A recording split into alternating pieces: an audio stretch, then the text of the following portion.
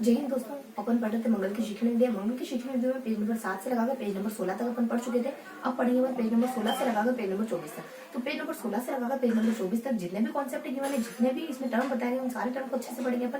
Basically इसमें 3-4 चीजों के बारे में बताया गया है, तो उसको अपन कंटिन्यू करेंगे। तो देख लेते हैं आज के टॉपिक। आज का टॉपिक क्या क्या है, देखो। सबसे पहले अपन लिखेंगे एनसीएफ 2005 के बारे में। कुछ 4 टॉपिक है इसमें, चारों टॉपिक को पढ़ेंगे। तो आज कितने टॉपिक पढ़ेंगे, पेज नंबर 16 से लगाकर पेज नंबर 24 तक। कितने बेसिकली 4 टॉपिक दिए हुए। कितने 4 टॉपिक दिए हुए। कौन कौन से देख रहे थे, फटाफट से देख लेते कौन कौन से 4 टॉपिक है। तो सबसे पहले अपन पढ़ेंगे एनसीएफ 2005 के बारे में। फिर अपन पढ़ेंगे उपागमों के बारे में, यानी कि गणित शिक्षण के क्या क्या उपागम है। गणित शिक्षण के उपागमों के बारे में, गणित शिक्षण के उपागमों के बारे में। देन अपन पढ़ेंगे गणित शिक्षण की विधियों के बारे में, शिक्षण विधियों के बारे में, शिक्षण विधियों के बारे में। और लास्ट कॉन्सेप्ट अपन देखेंगे पाठ योजना के कुछ पद देखेंगे, पाठ योजना के पदों के बारे में, पाठ योजना पद। तो बेसिकली इन 4 टॉपिक के बारे में देखना है हमें, और इन चारों टॉपिक को अपन एक एक करके लेंगे और इन चारों टॉपिक को क्लियर करते हुए चलेंगे। तो सबसे पहले एनसीएफ 2005 के बारे में देख लेते हैं। तो अपन देखेंगे एनसीएफ 2005 के बारे में। NCF 2005, NCF 2005।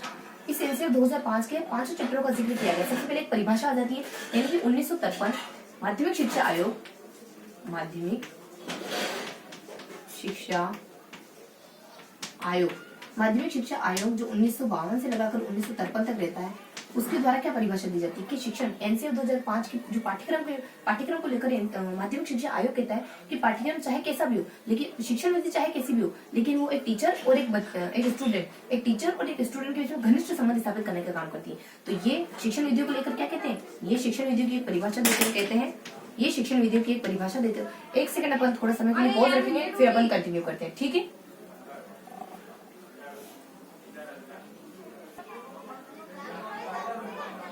तो दोस्तों कहा थे बीच में डिस्टर्बेंस करने के लिए माफी चाहूंगी, लेकिन अपन आगे कंटिन्यू करते हैं। देखो, तो शिक्षण विधियों की परिभाषा क्या देता है, माध्यमिक शिक्षा आयोग 1952 से लेकर 1973 तक रहा, वो शिक्षण विधियों की परिभाषा के रूप में देता है कि एक टीचर के बीच में, यानी एक अध्यापक एक मिनट इसको थोड़ा अरेंज कर लेते हैं, थोड़ा हिल रहा है।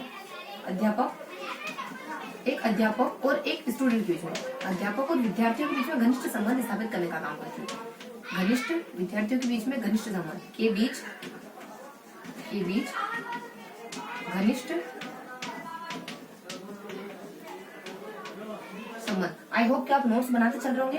देखो, मैं नोट्स के थ्रू पढ़ा रही हूँ ताकि चीजें आप अच्छे से नोट कर सको, तो मेरे साथ नोट्स बनाते हो चलना। तो शिक्षण विधियां यानी अध्यापक और विद्यार्थी के बीच के घनिष्ठ संबंध को दिखाती है। ये बताया जाता है माध्यमिक शिक्षा आयोग के द्वारा 1952 से 53। अब एनसीएफ 2005 के 5 चैप्टर आते हैं। कितने, 5 चैप्टर। एनसीएफ 2005 के 5 चैप्टर कौन कौन से। सबसे पहले आ जाता है परिप्रेक्ष्य, फिर आ जाता है सीखना, थोड़ा सा ये 1 मिनट, हाँ, परिप्रेक्ष्य, उसके बाद सीखना और ज्ञान,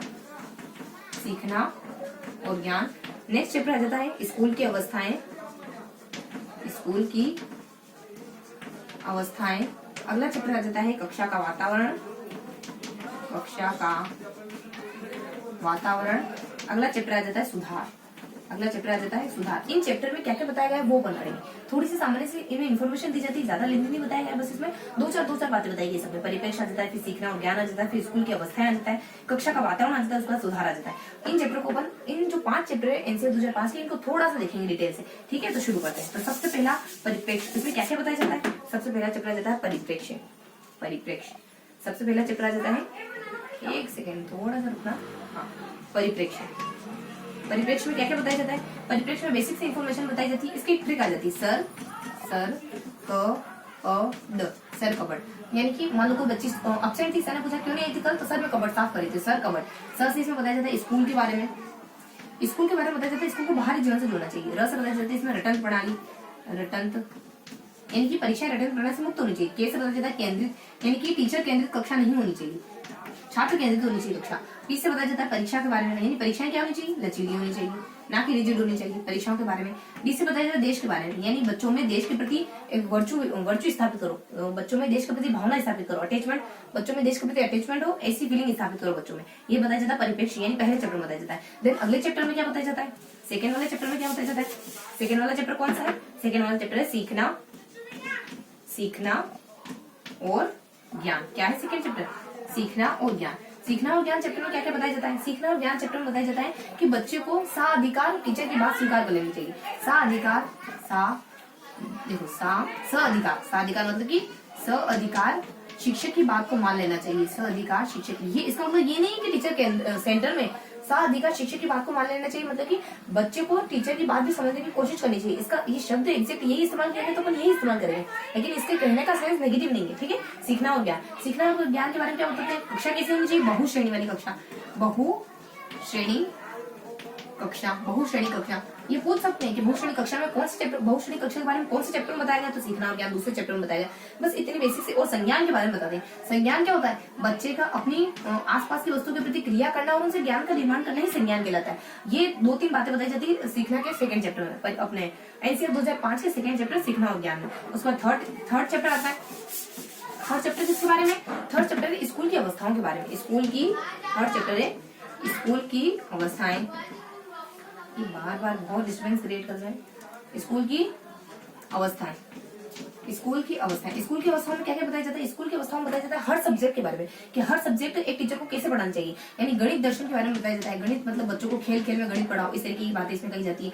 बच्चों को भाषा पढ़ानी है तो बहुभाषिकता, यानी बच्चों को बहुभाषिकता कक्षा कैसी होनी चाहिए? बहुभाषिक होनी चाहिए, इस तरीके का जिक्र। सामाजिक पढ़ाना है, सामाजिक कौन सी विधि से पढ़ाओगे? किलपेटर के द्वारा। कौन सी सामाजिक? किलपेटर के द्वारा प्रोजेक्ट विधि दी गई ना, तो उस तरीके से सामाजिक पढ़ाओ। बच्चों को जोड़ते हुए विज्ञान पढ़ाओ, तो अन्य विषयों के साथ उसका संबंध स्थापित करते हुए पढ़ाओ, इस तरीके से बताया जाता है। और राजनीतिक शास्त्र के स्थान पर नागरिक शास्त्र शब्द का प्रयोग करो, ये बातें बताई जाती है। उसके बाद यहाँ क्या बताया जाता है? एक शांति के लिए शिक्षा बताया जाता है। एक शांति के लिए शिक्षा की स्थापना करो। स्वास्थ्य एवं शारीरिक शिक्षा के बारे में बताया जाता है। स्वास्थ्य और शारीरिक शिक्षा के बारे में बताया जाता है। और क्या बताया जाता है? कला शिक्षा के बारे में बताया जाता है। और क्या बताया जाता है? यानी पर्यावरण के बारे में। पर्यावरण 3री कक्षा तक बच्चों को पर्यावरण पढ़ाया जाना चाहिए। और 8वीं कक्षा तक आते आते पर्यावरण को डिवाइड कर दो, यानी कि इतिहास में, भूगोल में और राजनीति में इसमें। और 12वीं तक आते आते इसमें समाजशास्त्र, 10वीं तक, 12वीं तक नहीं, 10वीं तक इसमें समाजशास्त्र है और अर्थशास्त्र है, ऐसे सब्जेक्ट को भी जोड़ दो किसमें? पर्यावरण में। तो ये सारी बेसिक्स इन्फॉर्मेशन बताई जाती है। और भी बताया जाता है इसमें परीक्षाओं के बारे में भी बताया जाता है। परीक्षा कब होनी चाहिए, कैसे होनी चाहिए, आकलन के बारे में बताया जाता है। पहली और दूसरी कक्षा में तो परीक्षा होनी ही नहीं चाहिए, कोई भी परीक्षा नहीं होनी चाहिए। तीसरे से लगाकर 8वीं तक आप लिखित और मौखिक दोनों परीक्षाएं कर सकते हो।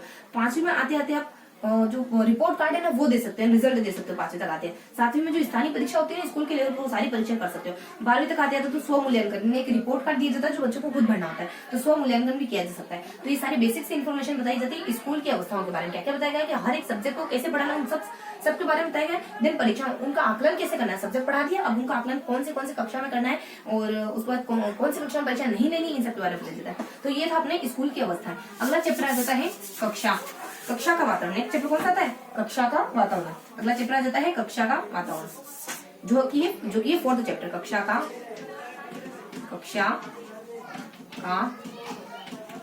वातावरण। कक्षा के वातावरण में क्या बताया जाता है? कक्षा के वातावरण में बताया जाता है कैसा होना चाहिए? समावेशी होना चाहिए सबसे पहले तो, यानी कि हर तरीके का बच्चा एक साथ पढ़ता हो। ऐसा नहीं कि हैंडीकैप्ड है तो किसी और कक्षा में भेज दो। कक्षा का वातावरण समावेशी होना चाहिए। उसके बाद कितने घंटे होने चाहिए? बड़ी कक्षाओं के लिए 6 घंटे, छोटी कक्षाओं के लिए 3 घंटे और 1 घंटा तो लाइब्रेरी में बच्चों को गुजारना ही चाहिए। ये बताया जाता है सामान्य से इन्फॉर्मेशन कक्षा के वातावरण में। बस इतना ही बताया जाता है इसमें। समावेशी कक्षा के बारे में बताया जाता है। और उसके बाद होमवर्क के बारे में बताया जाता है। देखो होमवर्क के बारे में तो बताना रहेगा। होमवर्क के बारे में बताया जाता है। होमवर्क के लिए कहते हैं कि 1ली से 5वीं तक के लिए आपको होमवर्क देना है सिर्फ और सिर्फ लगभग 15 मिनट का पर डे, लगभग 15 मिनट। और पूरे सप्ताह में सिर्फ 1 घंटे का होमवर्क, पूरे सप्ताह में सिर्फ 2 घंटे का होमवर्क दे सकते हो। उसके बाद 6 से लगाकर के 8 तक आप होमवर्क हर एक दिन के लिए 1 घंटा दे सकते हो। उसके बाद 9 से लगाकर 12 तक आप हर एक दिन के लिए 2 घंटे का होमवर्क दे सकते हो। तो ये बताया जाता है इसमें। ये सारी बेसिक से इन्फॉर्मेशन इसमें बताई जाती है। 2 घंटे का होमवर्क दे सकते हैं, ठीक है। तो इसमें समावेशी कक्षा के बारे में कितना समय गुजारना है कक्षा में ये बताया जाता है। उसके बाद होमवर्क कितना देना है बच्चों को ये भी बताया जाता है। तो कक्षा का वातावरण पढ़ लिया। उसके बाद लास्ट अपने 5वां चैप्टर इसका एनसीईआरटी का 5वां चैप्टर कौन सा है? सुधार का। 5वां चैप्टर कौन सा है? सुधार का। सुधार में क्या क्या बताया जाता है? यानी कि आपको बोर्ड परीक्षाएं नहीं लेनी, ना तो 5वीं में लेनी है, ना 8वीं में लेनी है, ना 10वीं में लेनी है, और 11वीं का भी बताएगा उसमें, 11वीं में लेनी है। और व्यावसायिक शिक्षा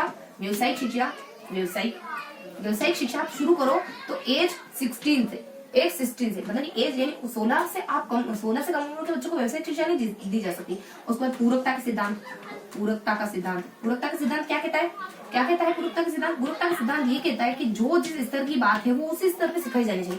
ऐसा नहीं कि छोटी कक्षाओं में बड़ी कक्षा को नॉलेज दे रहे और बड़ी कक्षा में छोटी कक्षा को नॉलेज दे रहे, ऐसा नहीं करना है। गुरुत्वता का सिद्धांत यही बात कह रहा है कि जो जिस लेवल का है उसी लेवल पे उसको पढ़ा। उसके बाद एक और कहते हैं खुली पुस्तक परीक्षा के बारे में, यानी परीक्षाएं हो लेकिन बोर्ड नहीं, खुली पुस्तक परीक्षा होनी चाहिए, ठीक है। उसके बाद ये सुधार यानी 5 चैप्टर में बताया जाता है। अब अपन अगला देखेंगे एनसीएफ अपना पूरा हो गया, एनसीएफ की, हाँ उसके बाद एनसीएफ को लेकर के, अब एनसीएफ के बारे में जो अपन पढ़ी रहे ना, तो पाठ्यक्रम को लेकर कुछ 5-7 विद्वानों की परिभाषा भी उसमें गिवन है जो कि अपन पढ़ेंगे। तो एनसीएफ के 5 चैप्टर के बारे में अपन देख लिया, एनसीएफ के 5 चैप्टर अपन देख लिए। अब एनसीएफ की परिभाषा के बारे में देखेंगे। किसकी? एनसीएफ क्या? पाठ्यक्रम की परिभाषा के बारे में देखेंगे। 2-3 व्यक्तियों ने पाठ्यक्रम की परिभाषा दी है, उनके बारे में देखेंगे। देखो, एक तो कनिंघम के द्वारा पाठ्यक्रम को लेकर यानी पाठ्यक्रम की कुछ परिभाषा है, क्या देखेंगे? पाठ्यक्रम की परिभाषा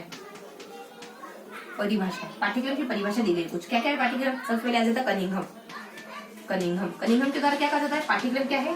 टीचर के हाथ में एक साधन की तरह है। और करिकुलम से जिसका दौड़ का मैदान, ये तो जानते हैं अपन, कनिंघम। उसके बाद सेमुअल के द्वारा क्या कहा जाता है? सेमुअल, देखो मैं सिर्फ कीवर्ड लिखी हूँ, इन परीक्षा में ये वर्ड जरूर, इन डेफिनेशन में ये वर्ड जरूर दिखाई देंगे। तो जब भी डेफिनेशन आएगी इन वर्ड से अपन पता कर सकते हैं कि किसकी परिभाषा है। सेमुअल के द्वारा क्या कहा जाता है? यानी कि कक्षा के अंदर या बाहर। सेमुअल के द्वारा कहा जाता है कि कक्षा के कमरे के अंदर, नहीं कक्षा नहीं, कमरे के अंदर। ये क्या कहते हैं कि कमरे के अंदर जो ज्ञान प्राप्त करा जा रहा है ना, वो पाठ्यक्रम नहीं है, ये कमरे के भीतर की बात करते हैं, कमरे के भीतर। अगले सेमुअल की बात फ्रोबेल क्या कहते हैं? मानव जाति का समूचा ज्ञान, मानव जाति का समूचा ज्ञान, ये कहते हैं फ्रोबेल। उसके बाद अगले व्यक्ति कहते हैं क्रो एंड क्रो क्या कहते हैं? कक्षा के अंदर या कक्षा के बाहर, कक्षा के अंदर या बाहर। अगले क्रो एंड क्रो के अलावा कौन आते हैं? फ्रोबेल, क्रो एंड क्रो, शाने के द्वारा कहा जाता है व्यवहार का युग। अगले कौन आते हैं? सेलर के द्वारा कहा जाता है अनुभवों का युग, ये कहते हैं। देखो कौन? कंघा, समूह, फ्रोबेल, क्रो एंड क्रो, शाने, सेलर, ये सब क्या कहते हैं? कंघा हाथों में तो लिया जाता है, टीचर के हाथ में साधन है। उसके बाद सेमुअल यानी समूह, मान लो कोई समूह कमरे में बैठा हुआ है तो सेमुअल के द्वारा कमरे में पाया जाता है। फ्रोबेल यानी एक जानवर को भी मानव जाति का ज्ञान है, तो हमें तो शर्म करनी चाहिए, हमें तो पढ़ना ही चाहिए। कौवा क्या कहते हैं? कौवा जो है कभी कमरे के अंदर आता है, कभी कक्षा के बाहर आता है, कभी अंदर आता है, बाहर आता है, तो कक्षा के अंदर बाहर। उसके बाद शाने के द्वारा क्या करते हैं? जो शाने व्यक्ति होते हैं ना, बहुत चंट और चालाक होते हैं ना, वो व्यवहार कुशल होती है, यानी व्यवहार प्लस, यानी व्यवहार का योगदान, अपने व्यवहार का सपोर्ट लेते हैं और सारा काम करवा लेते हैं दूसरों से। उसके बाद सेलर क्या कहते हैं? अनुभवों का योगदान, यानी सेलर, टेलर बनने के लिए मुझे अनुभवों का योग करना पड़ा, अनुभवों और प्रयासों का योग, प्रयास भी कहते हैं, अनुभव प्रयास। मुझे अच्छा टेलर बनने के लिए मुझे अपने सारे अनुभवों का, सारे प्रयासों का योग करना पड़ा। थोड़ी सी अपने इनको कनेक्ट करने की कोशिश करी ताकि चीजें याद है। तो पाठ्यक्रम की परिभाषा आ जाती। अब अपना पाठ्यक्रम पूरा हो गया, एनसीएफ के बारे में हो गया, पाठ्यक्रम के बारे में हो गया। उसके बाद अगला देखेंगे अपन, अगला हमें देखना था उपागमों के बारे में। अगला क्या देखेंगे? उपागमों के बारे में, यानी गणित शिक्षण के उपागम, गणित शिक्षण के उपागम। देखो इसमें 5 उपागमों का जिक्र किया गया है। सबसे पहले ब्लूम का, कितने? 5 उपागम बताए गए, 2, 3, 4 दिन 5। सबसे पहले बताया गया ब्लूम के उपागम के बारे में। देन बताया गया किलपेट्रिक, एक तो डीवी और किलपेट्रिक, इन दोनों के उपागमों के बारे में। ये दोनों उपागम एक ही है। उसके बाद बताया जाता है बीच में एक मोरिसन के उपागम के बारे में। उसके बाद मूल्यांकन उपागम के बारे में। उसके बाद एनसीईआरटी उपागम, इन 5 उपागमों के बारे में बताया जाता है। 1 बाय 1 पढ़ेंगे इन 5 उपागमों के बारे में। 3 तो व्यक्तियों के नाम है और 2 कॉन्सेप्ट है, एक तो मूल्यांकन और एक एनसीईआरटी। ब्लूम है, किलपेट्रिक है, मोरिसन है, इन 5 उपागमों के बारे में पढ़ना शुरू करते हैं। सबसे पहले अपन पढ़ेंगे ब्लूम के बारे में। सबसे पहले किसके बारे में देखेंगे? ब्लूम के बारे में। सबसे पहला उपागम ब्लूम का उपागम क्या बताता है? ब्लूम का उपागम पूर्व ज्ञान को बहुत ज्यादा महत्व देता है। अगला ब्लूम का उपागम, ब्लूम पंचपदीय प्रणाली के नाम से भी जाना जाता है ब्लूम के उपागम को। ब्लूम के उपागम के चरण क्या क्या है? ब्लूम के उपागम के चरण कितने हैं? 5 चरण बताए जाते हैं।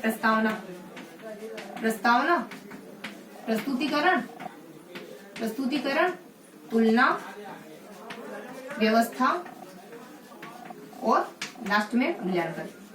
जनक माना जाता है इनको, यानी कि पाठ्य योजना का जनक माना जाता है। पाठ्य योजना नहीं तो शिक्षण विधि के उपागम है, तो पाठ्य योजना का जनक माना जाता है ब्लूम को। यहाँ लिख देते अपन कुछ विशेष करके। और ये गेस्टाल्टवादी थे, ब्लूम जो थे ना वो गेस्टाल्टवादी थे, पाठ्य योजना का जनक मानते इनको, पाठ्य योजना के जनक। जो कि क्या थे, गेस्टाल्टवादी। जो वर्डहाइमर और कोफ्टा के द्वारा 1912 में जर्मनी में स्थापित करा जाता है ना, वही गेस्टाल्टवाद, जिसका मतलब होता है समग्रतावाद, जिसमें सुल्तान चिंपैंजी पर प्रयोग किया गया था, वही है ना। तो ब्लूम पूर्व ज्ञान को ज्यादा महत्व देते हैं, पंचपदी प्रणाली के नाम से जाना जाता है, प्रस्तावना, प्रस्तुतिकरण, तुलना, व्यवस्था और मूल्यांकन। और जब इसमें थोड़ा सा सुधार हुआ ना, तब इसमें व्यवस्था को हटा दिया, और यहाँ व्यवस्था को हटा दिया तीसरे नंबर से, और लास्ट में इसमें अनुप्रयोग जोड़ दिया। जब इसमें कुछ सुधार हुआ ना, चलो इस विशेष को रफ कर देते हुए गेस्टाल्टवाद को, और इस यही लिख देती हूँ, व्यवस्था और मूल्यांकन है ना, व्यवस्था और मूल्यांकन। जब इसमें संशोधन हुआ तो संशोधित करके क्या किया, संशोधन हुआ, तो संशोधन के उपरांत क्या हुआ, संशोधन के उपरांत तुलना आ गया थर्ड नंबर पर। देखो अभी फोर्थ नंबर पे ना, 1 2 3 तुलना, प्रस्तावना, प्रस्तुतिकरण, तुलना और व्यवस्था, जिसमें अपने व्यवस्था आ जाता है थर्ड नंबर पर, व्यवस्था आ जाता है थर्ड नंबर पर, और लास्ट में आ जाता है, लास्ट में अनुप्रयोग। ये थोड़ा सा बदलाव होता है लास्ट यानी 5वें नंबर पर, ये 5वें नंबर पे है संशोधन के उपरांत, और तीसरे नंबर पे है व्यवस्था संशोधन के उपरांत। तो ये थोड़ा सा इनमें संशोधन हुआ था वो बता दिया, ठीक है। तो ब्लूम के बारे में देख लें, इस नाम से जाना जाता है, ये चरण होते हैं, ये संशोधन होता है, इनको गेस्टाल्टवादी माना जाता है, जो कि पाठ योजना उपागम के जनक भी माने जाते हैं। अगला देखेंगे अपन, अगला उपागम देखेंगे किसका, किलपेट्रिक का। अगला उपागम देखेंगे अपन किलपेट्रिक का।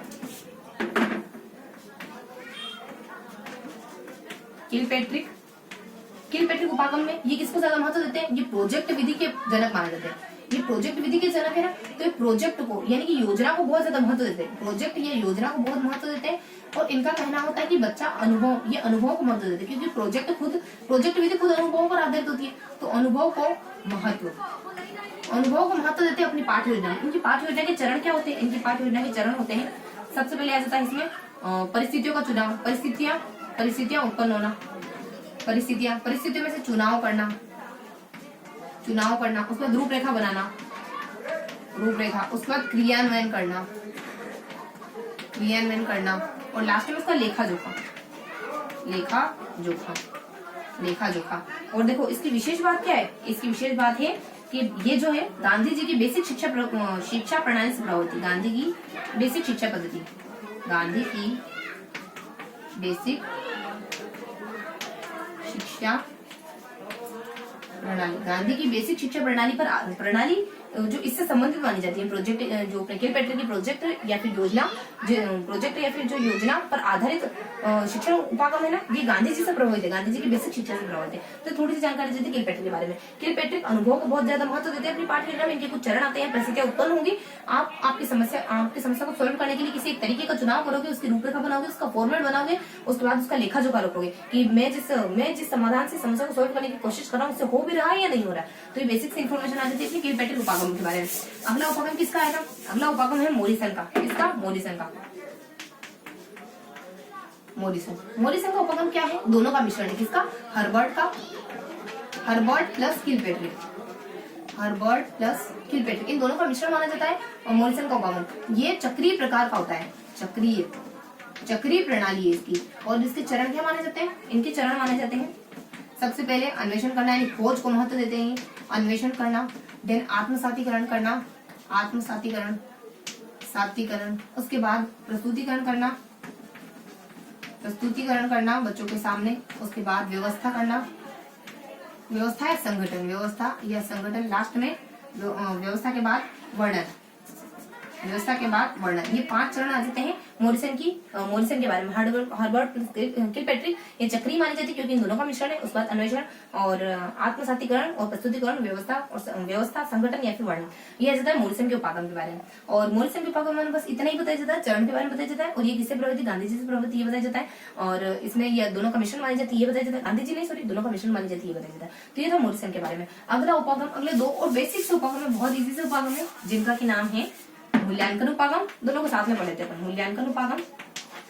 और अगला है एनसीईआरटी उपागम, एनसीईआरटी उपागम। देखो मूल्यांकन उपागम क्या है, मूल्यांकन उपागम के बारे में बताया जाता है कि ये ब्लूम से बहुत ज्यादा प्रभावित, ब्लूम की टेक्सोनोमी से प्रभावित है, ब्लूम से प्रभावित सारे के ये उद्देश्यों को बहुत ज्यादा महत्व देता है, क्योंकि इसका तो नाम है मूल्यांकन है। इसमें आप पाठ पढ़ाने के बाद आप पाठ पढ़ाने के बाद आपको क्या समझ आया, आपने पाठ पढ़ाने के बाद आपको रिजल्ट क्या निकला, आउटपुट क्या निकला इसमें, क्योंकि नाम है मूल्यांकन है। तो ये उद्देश्य यानी कि पाठ पढ़ाने के बाद बच्चों में कुछ परिवर्तन हुआ या नहीं, उसको बहुत ज्यादा महत्व देता है। इसके चरण क्या होते हैं, इसके चरणों के बारे में बताया जाता है।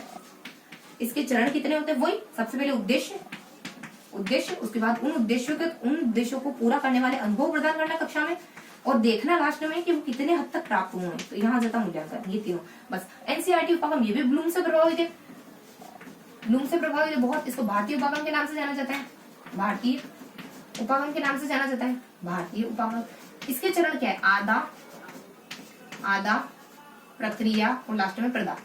नाम बदल दिया गया है, प्रदा लगभग नाम वही है, थोड़ा सा परिवर्तन कर दिया। देखो सबसे पहले उद्देश्य को याद कहते हैं, लगभग अनुभव प्रक्रिया प्रोसेस होती है कक्षा में, वो अनुभव कराते हैं, मूल्यांकन को ही तो प्रदा कहते हैं। तो ये एनसीईआरटी उपागम। तो उन्होंने 5 उपागम देख लिया, देखो ब्लूम का देख लिया, मॉरिसन का देख लिया, किलपेट्री का देख लिया, और मूल्यांकन उपागम देख लिया, लास्ट में एनसीईआरटी उपागम देख लिया। अब देखेंगे अपन शिक्षण विधियां।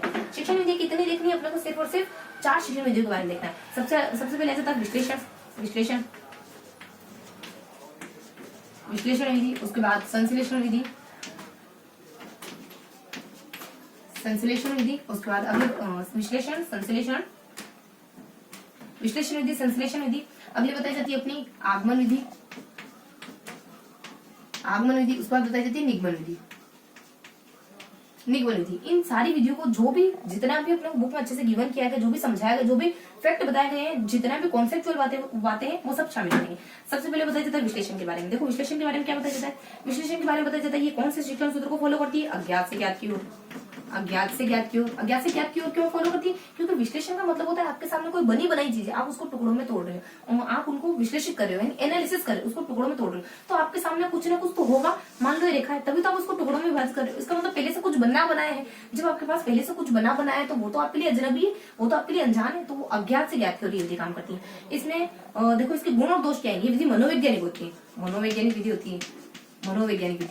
अगला इसके दोष क्या है? देखो मनोवैज्ञानिक होंगे तो उसमें अपने दोस्त तो होंगे। ये मनोवैज्ञानिक है तो सिर्फ बड़े बच्चों के लिए इस्तेमाल की जा सकती है। मनोवैज्ञानिक है तो ये बहुत लंबी हो जाती है। मनोवैज्ञानिक है तो समय अधिक ले लेती है, ना पाठ्यक्रम पूरा हो पाता है, ना ऐसे टीचर मिल पाते, ना ऐसी किताबें मिल पाती है। तो बेसिक सी कमियां तो रहती है इसमें। तो देखो बड़े बच्चों के लिए यानी माध्यमिक लेवल के बच्चों के लिए इसका उपयोग होता है, छोटे बच्चों के लिए प्राथमिक लेवल के बच्चों के लिए इसका उपयोग नहीं होता है, क्योंकि बच्चे समझ नहीं पाते। मनोवैज्ञानिक विधि छोटे बच्चे इतना थोड़े समझ पाएंगे। हालांकि मनोवैज्ञानिक विधि सबके लिए अच्छी होती है, लेकिन हाँ ये माध्यमिक शिक्षा के लिए उपयोगी होती है, प्राथमिक के लिए उपयोगी होती है। ऐसा पर्टिकुलरली गिवन नहीं, लेकिन हाँ प्राथमिक के लिए उतनी बेहतर नहीं होती। ये विश्लेषण विधि के बारे में। ये इसका उपयोग कहाँ होता है? इसका रेखा गणित में। देखो ये तो गुण थे, ये गुण है, चलो इसको लिख देते हैं अपन। गुण और दोष, ये गुण और दोष कहाँ उपयोग होता है इसका? रेखा गणित में होता है, बीज गणित में होता है, रेखा गणित में, बीज गणित में, और किसी समस्या को हल करने में, साध्य को हल करने में। वही शब्दों का इस्तेमाल करेंगे जो में एग्जैक्टली गिवन है, क्योंकि देखो बहुत बार इन शब्दों में अपन उलझ जाते हैं, तो वही शब्द अपन लेंगे। रेखा गणित, बीज गणित, साध्यों का हल यानी समस्याओं को हल करने में सबसे बेहतर विधि मानी जाती है, तो वो है विश्लेषण विधि। तो ये इतनी सी इन्फॉर्मेशन थी इसमें, ज्ञात से ज्ञात, और इसके मनोवैज्ञानिक है तो ये अपन साथ में बहुत सारी चीजें हैं इसमें, लेकिन वो तो समझ नहीं आएगी। जैसे कि क्रियाशील होती है, दोनों एक्टिव रहते हैं, नीरसता नहीं रहती है, ज्ञान को स्थायी करती है, ये तो सारी बातें मनोवैज्ञानिक तभी अपने आप में समाहित है। तो ये विश्लेषण विधि के बारे में, ज्ञात से ज्ञात की ओर काम करती है, मनोवैज्ञानिक विधि मानी जाती है। अपने माध्यमिक स्तर के बच्चों के लिए ठीक है, प्राथमिक के लिए ठीक नहीं है। दोष क्या है इसके? और पाठ्यक्रम को भी पूरा नहीं करा सकती, बहुत ज्यादा लंबी होती है। तो मनोवैज्ञानिक तो लंबी होगी, सिर्फ पाठ्यक्रम में पूरा नहीं होगा। मेन ऐसा कीवर्ड देखना है जिसके इर्द गिर्द सारी बातें कवर हो जाए। तो ये थी अपनी विश्लेषण विधि।